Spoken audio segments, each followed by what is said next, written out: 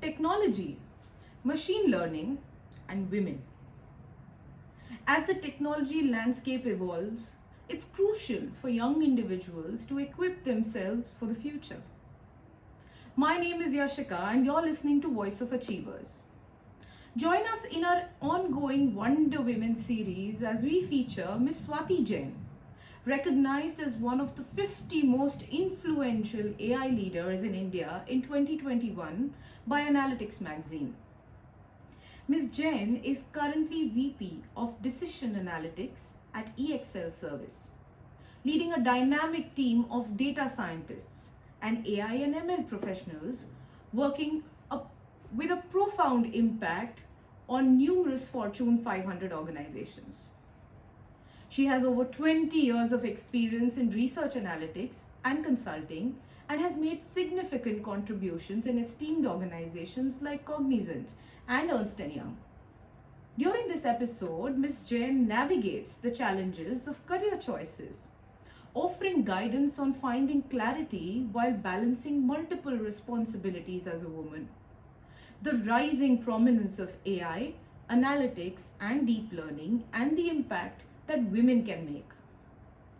Ms. Jain is unabashed of what women can bring to the tech table. The crucial issue of women in technology and leadership, the unconscious gender bias, and breaking the glass ceiling. She emphasizes the importance of women in policy making and shares a compelling story about candidate evaluations. She discusses the proliferations and democratization of AI, its impact on the Indian economy, and the exciting opportunities that lie ahead. Dive in with Ms. Swati Jain and I as we explore the intriguing intersection of AI with music and gaming, blending science and art, and exploring the intriguing connection between spirituality and AI. You're truly in for an AI treat. So happy to have you on the show. Thank you so much, Yashika. It's my pleasure too. What I really loved about your trajectory and your journey is that when you were picking a career choice, it began with embracing economics, and then eventually, transforming into a technology and AI professional. At that point in time, a distant dream, no one could have even thought of it. And today, you're among the top 11 women AI leaders. Similarly, tell us, for those who are pursuing an AI course today, 20 years later, this may not be a thing at all. There may be something completely different. What is it with respect to preparedness that one needs to have, and how do you plan your career moves? How did you plan it? Sure, Yashika. So I'll tell you, means when a very interesting questions, it takes me down the memory lane, right? Your career planning, I think, begins very much from your childhood when your uncles and aunts and your parents inspire you, uncles ask you what you want to become in life, right? You start thinking, but you don't know, you really don't know. And then a point comes around your grade 10 when you have to choose your subjects in grade 11, right? And also around that time, and sometimes the societal pressures are so much around that time. There was my school also conducted a psychometric test that what she will get best into, and it was STEM that came, that she will do best in the technical fields, and means artistic, and a combination of art and science. She will do the best. This had come, but still I did that. So I'm just telling you that how as young professionals or young students, we just get diverted. Oh, this is the most happening thing in the society, right?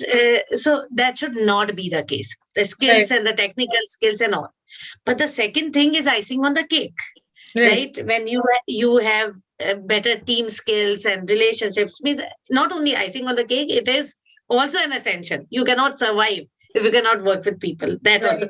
And third is actually icing on the cake, some of the attributes of humility, empathy, right? All of these things, when you are in an environment, you are just loved and you just grow, and your growth is liked by people, right? So all of these, I think that is career preparedness. Now you have to see, if you really want to rise high and shine like a star, then focus on all the three. That is Interesting. what I Interesting. But I still want to, sort of nudge a little bit in technology. And technology for a woman at that point in time, 20 years back, um, how easy or difficult was it to embrace something within the technology space, the upcoming technology space? Today, we know AI and ML the way they are. But sometime back, probably when you joined in, we didn't know how they would be.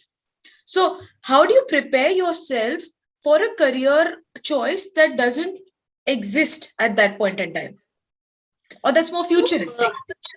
right. So, Yashika, frankly speaking, I would say follow your heart and take life as it comes, Okay. right? So what, when I did in my first job, it was mostly a research job of what the lay. So I became very strong at researching on Right. anything that I don't know, and I can read a lot about it and find out. And with this internet coming in, right, there was no dearth of information.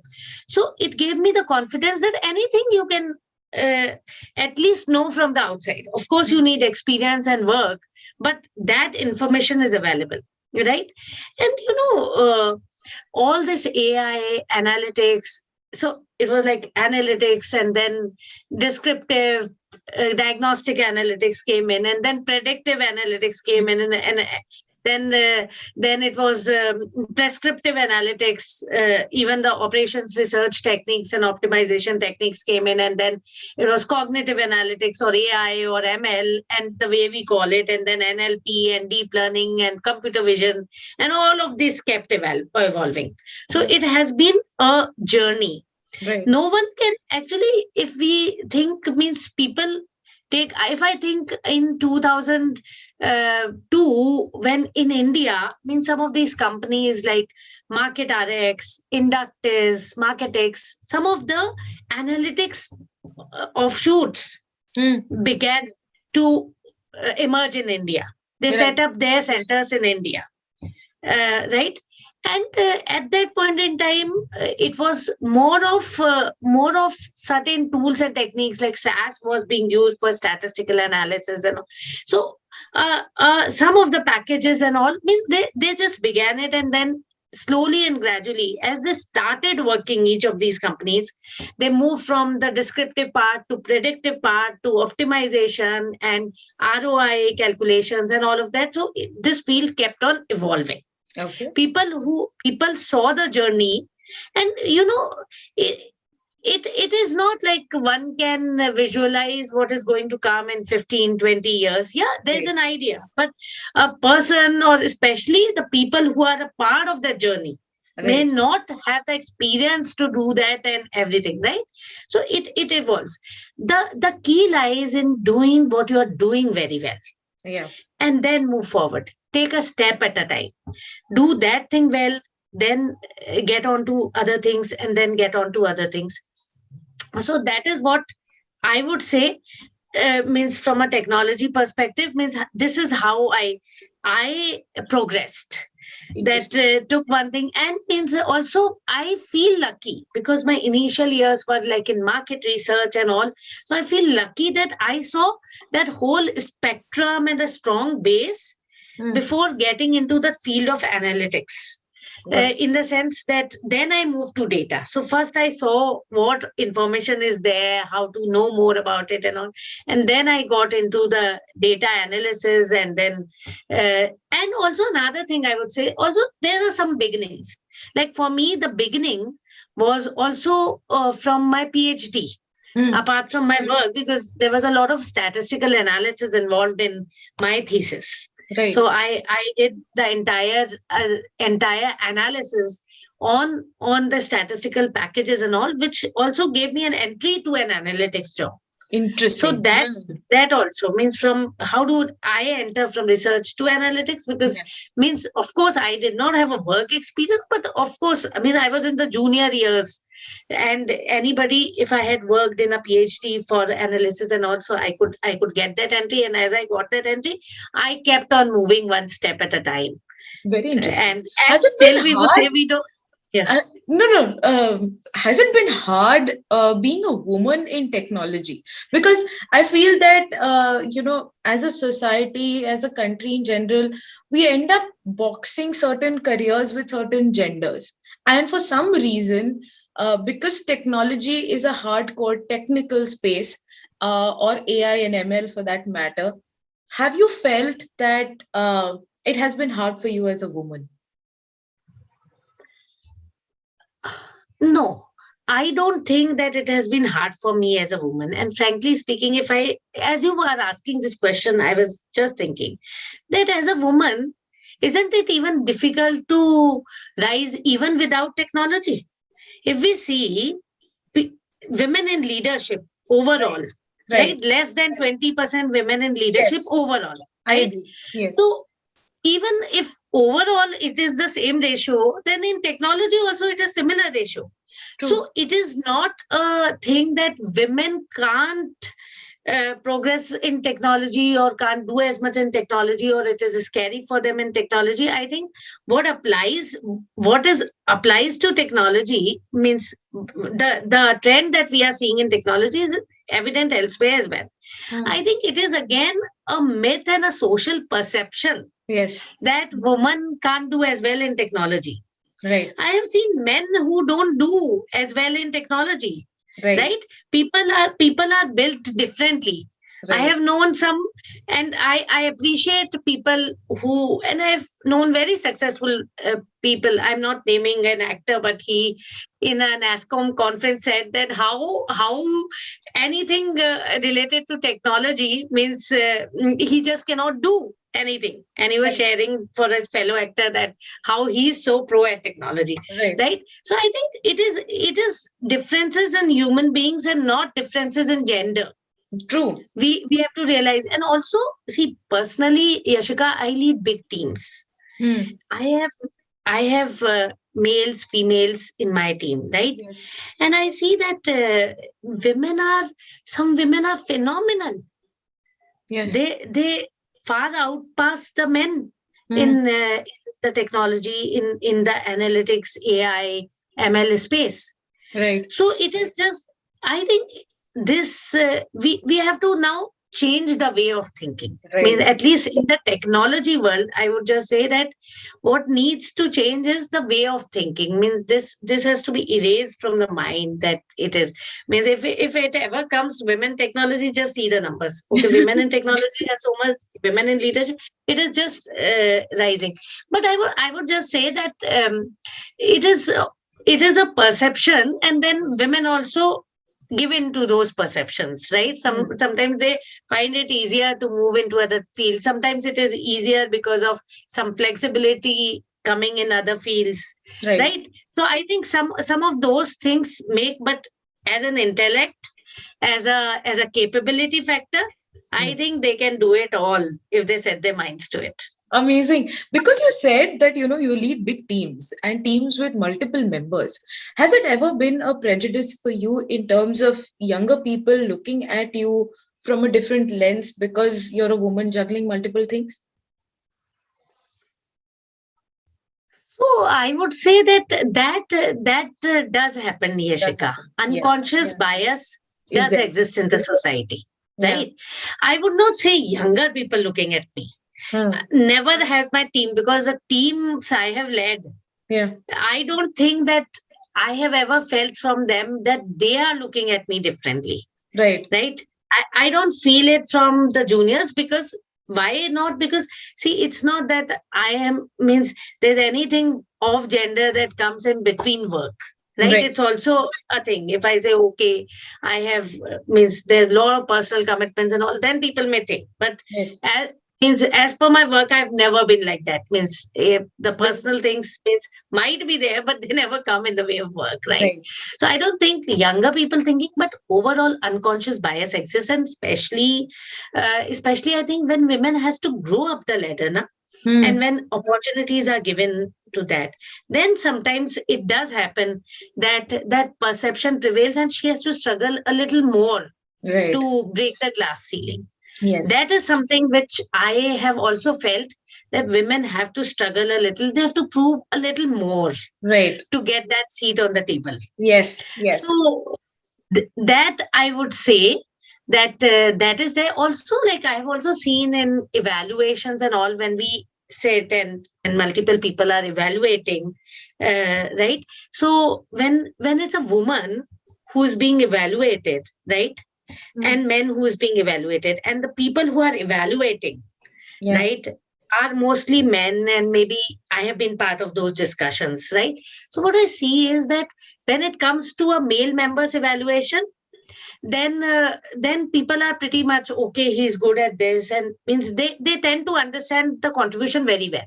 Hmm. When it comes to a female member's evaluation, Yeah. means overall, and especially Hmm. evaluation in terms of promotion, I'm talking about, Yes. not Yes. in terms, right? When it comes to her, then I feel that there's also a different way that men look at things, right? Hmm. So while as a woman, I might appreciate her contribution, Yes. because maybe I look differently, I think differently, right? Absolutely. Yes. And that is the importance of diversity. But Yes. I feel that men do not naturally get on to those attributes of women and those strengths of women that they get onto the table.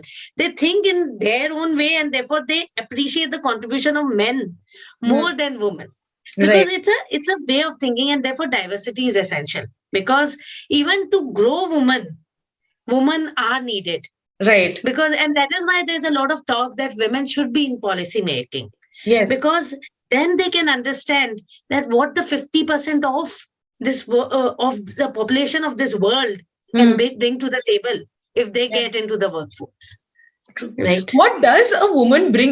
Because you're talking about this, if you can, because you see men also contributing towards this field. What does a woman actually bring to the table when it comes to technology and AI? If you could just, I know there maybe multiple things, but if you could just highlight one or two that you have really seen across people.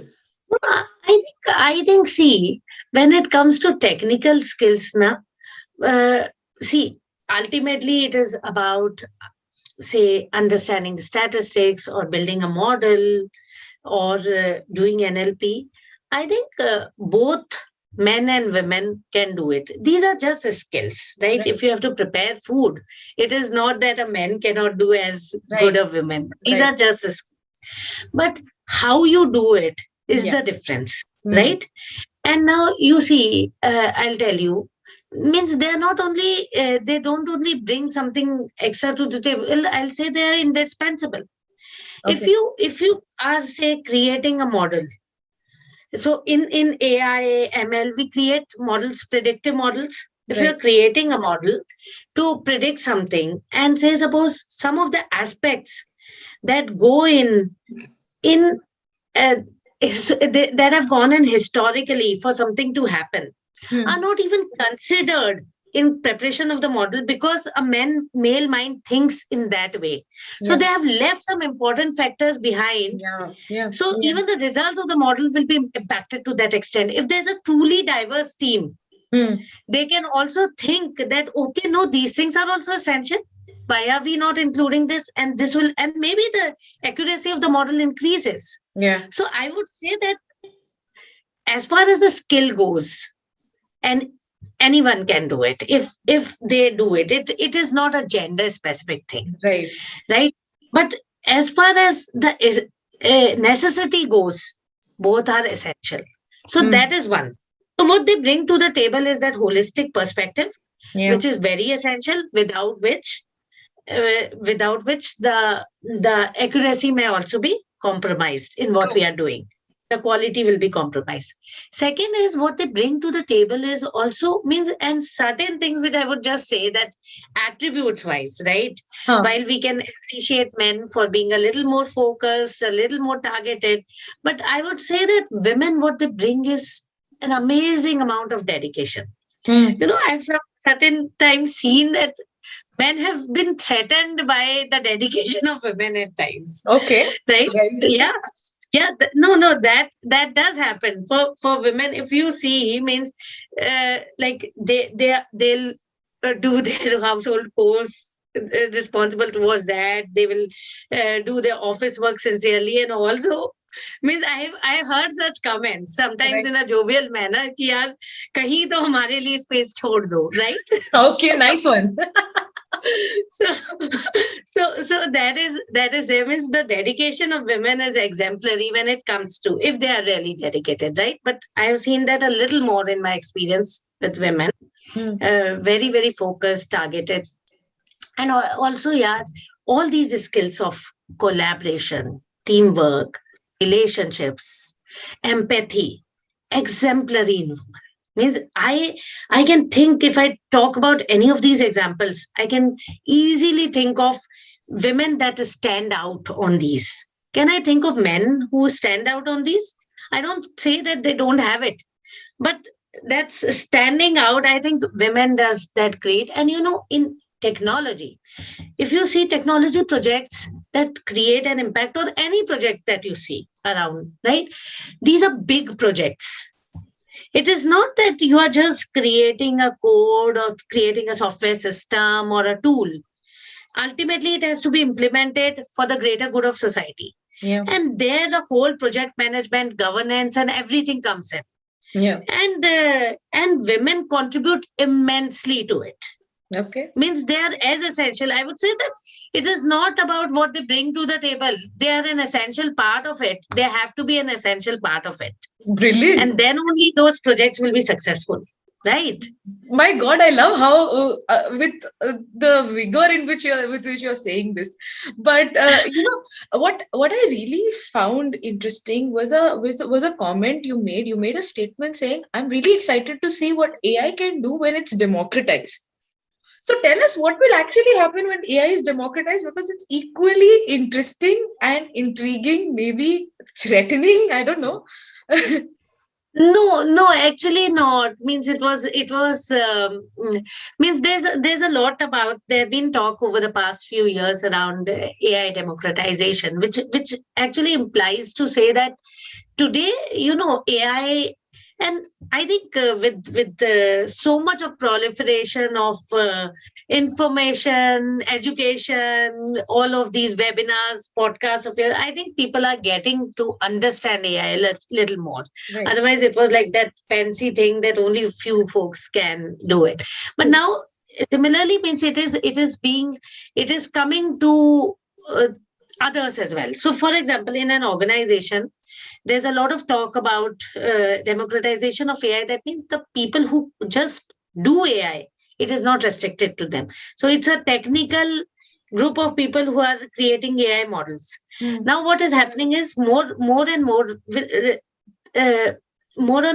initiatives are being taken where it is also being done by a little less technical or non-technical folks, wherein they can also use the pre-built packages created by the technical folks and leverage AI in the way they want within their system.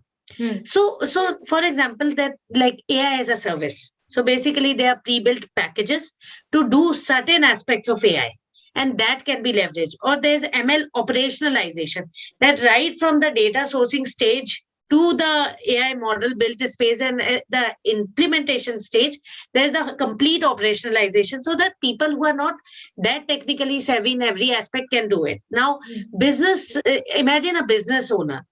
He needs certain information from the data that is being produced. And then he has to wait for AI professionals to give it. If it is democratized, the business professional also will be able to just generate what he wants to do. Of course, there will be some play of the technical people to enable the non-technical folks as well. But this will just enable the society, the corporations at large, to enterprises at large, to leverage the power of AI and ultimately see what it can translate to. If we look at India, right? AI coming in the education sector, agriculture sector, healthcare sector, the country as such will grow.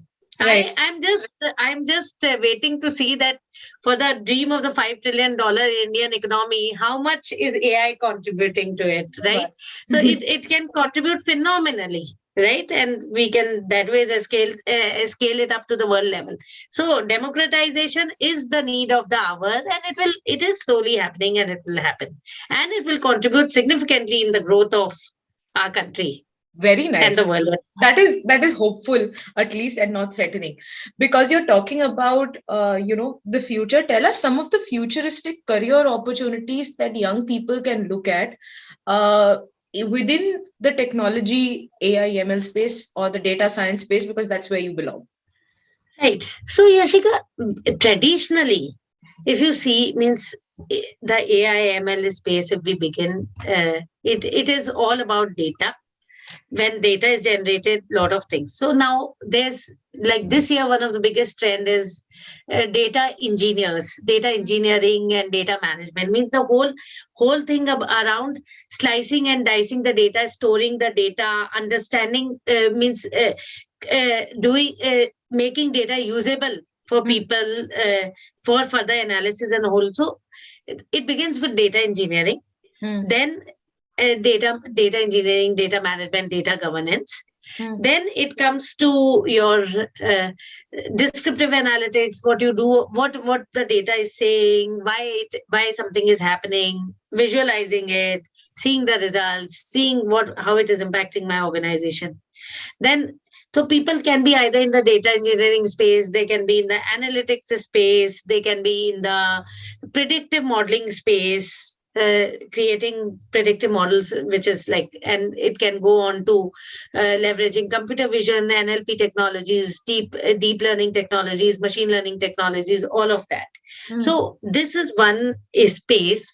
Having said that, means this is a typical data engineer, data scientist, and an AI engineer, ML engineer track, right?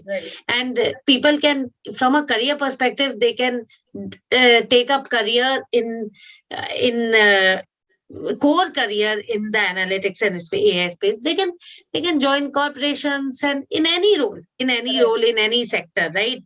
Again, AI, ML, analytics will be into play. You have to tell me a sector which is not using AI, ML today. Right.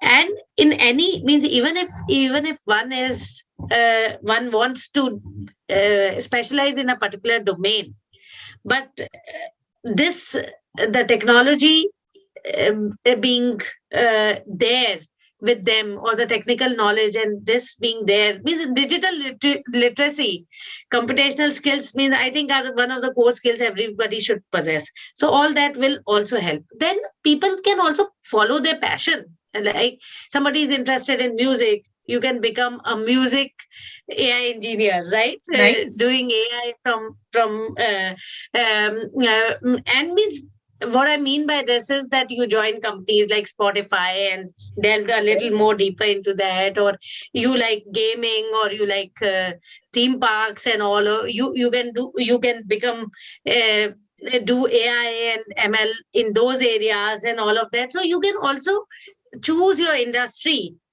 while continuing with these areas. So that, I would say, means there, and then there's so much emerging of newer technologies, metaverse, and then blockchain, and right, all of these things, how they will emerge. Of course, there will be a lot of AI, ML analytics play out there.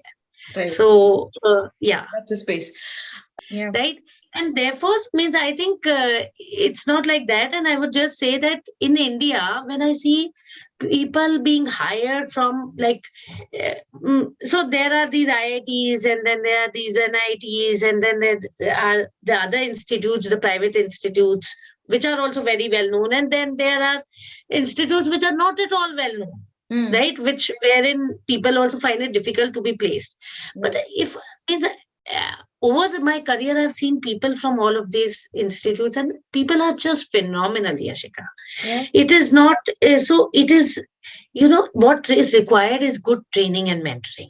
If I think if India has to progress, focus a lot on training the young people, Yeah. or in areas where we want them to be, where we think that India's growth can be propelled. But can And this blend?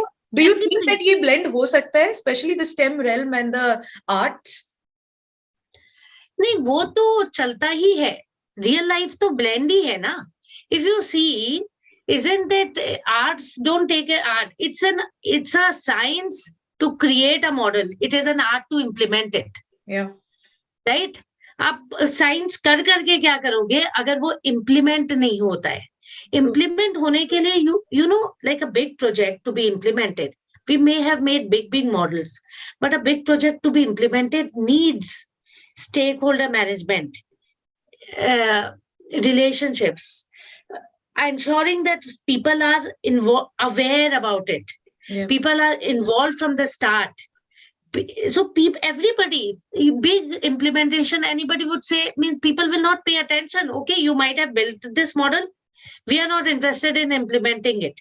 Say suppose the technology team builds it, the business team says that no, we are used to the old ways of working, we don't want to implement it, then the whole effort goes waste. Yeah. It is an art to ensure that anything is a success. Yeah. Interesting. Right. So it goes in the real world, both go together. Very interesting. That's- Also, मुझे that's my पता है कि आप highly spiritual हैं. Tell us, ये spirituality and spiritual intelligence and technology कहीं blend हो सकते हैं?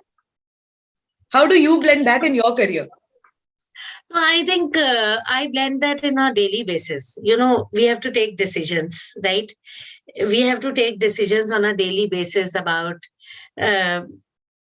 whom to hire, if somebody, how to praise people, what attributes to see there, how to motivate people if somebody is not doing well. I think means any of these things. I think the way you approach, the way you think, means even the practices within an organization, right? If there's something, means are you looking at it from a spiritual perspective that okay, if we do this, what will be the result versus, or if you just look at it like this. I think on a day-to-day basis, the spiritual intelligence comes in play, and I think if that is what I can say, Yashika, is that if artificial intelligence has to also succeed, right? Spiritual intelligence at its base will make it faster, accelerate the process, right? Amazing. Because if we see, if we think have the spiritual intelligence, then the whole talk about ethics in AI would be there, right? Means the whole talk and the whole focus, what it is the spiritual intelligence part of it, right? And definitely the realm is much bigger, but still, yeah. What does achievement mean to you? Okay, so achievement to me is see, whatever you do it well, do it with your 100% focus. At the end of the day, you should not have a regret that I should have done a little more. So that means there are many connotations of achievement, right? But this is one. Second, I would say use your time effectively. See, in your career, and I'll come back to your first question, preparedness for your career and all, right? If you do things well and utilize every moment of yours productively, then automatically things will go and career will take shape naturally. So use your time effectively, be a part of the right networks. Also see where you can contribute and not only just gain. So Right. all of this, because that gives internal satisfaction. I think achievement is touching people's life. Means I may have won multiple awards, but I think the day I touch anybody's life or create a smile or feel that I have really by talking to some individual or by in any way, if I have really made him a better professional, that is achievement to me. So on a daily basis, I think all of these things would count for the achievement. In essence, doing making use of your time, doing things well as touching people's lives in a Lovely. positive manner. Lovely. To more women like you, to more spiritual, powerful, and technology driven women like you. Cannot be thankful enough. Thanks for being on the show. Thank you so much, Yashika. It was a pleasure to be here and really appreciate your initiative of Voice of Achievers to inspire the young generation of the country at large. Thank you so much. Thank you.